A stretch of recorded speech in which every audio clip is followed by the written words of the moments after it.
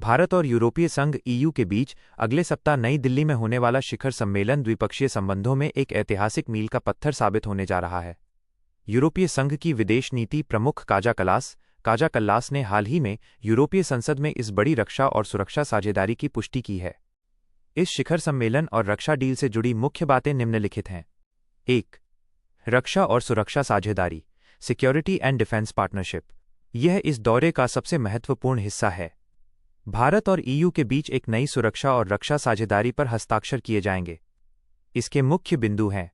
क्षेत्र, इसमें समुद्री सुरक्षा, मैरिटाइम सिक्योरिटी, आतंकवाद विरोधी अभियान, काउंटर टेररिज्म और साइबर डिफेंस जैसे क्षेत्रों में सहयोग का विस्तार किया जाएगा।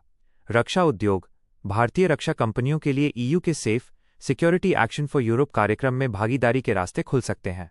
सूचना साझाकरण, दोनों पक्ष एक सिक्योरिटी ऑफ इंफॉर्मेशन एग्रीमेंट पर भी बातचीत शुरू करेंगे, जिससे संवेदनशील और वर्गीकृत रक्षा सूचनाओं का आदान प्रदान आसान हो जाएगा। 2. 16वां भारत ईयू शिखर सम्मेलन 27 जनवरी 2026। यह सम्मेलन 27 जनवरी को दिल्ली में आयोजित होगा। मुख्य अतिथि यूरोपीय आयोग की अध्यक्ष उर्सुला वॉन डेर लियन और यूरोपीय परिषद के अध्यक्ष एंटोनियो कोस्टा 26 जनवरी को भारत के गणतंत्र दिवस समारोह में मुख्य अतिथि होंगे। सैन्य भागीदारी, गणतंत्र दिवस परेड में पहली बार यूरोपीय संघ की एक सैन्य टुकड़ी भी शामिल होगी, जो ऑपरेशन अटलांटा और एस्पाइड्स जैसे नौसैनिक अभियानों के झंडे प्रदर्शित करेगी। 3. मुक्त व्यापार समझौता, फ्री ट्रेड एग्रीमेंट -FTA। लंबे समय से प्रतीक्षित FTA पर इस शिखर सम्मेलन में बड़ी घोषणा होने की उम्मीद है। इसे मदर ऑफ ऑल डील्स कहा जा रहा है, जो दोनों क्षेत्रों के बीच व्यापारिक बाधाओं को हटाएगा। यह स्वच्छ तकनीक, फार्मास्यूटिकल्स और सेमीकंडक्टर जैसे क्षेत्रों में सप्लाई चेन को मजबूत करेगा। 4. रणनीतिक एजेंडा 2030। दोनों पक्ष EU India comprehensive strategic agenda 2030 को अपनाएंगे। ये भविष्य के लिए एक रोड मैप होगा जो 5 मुख्य स्तंभों पर आधारित है।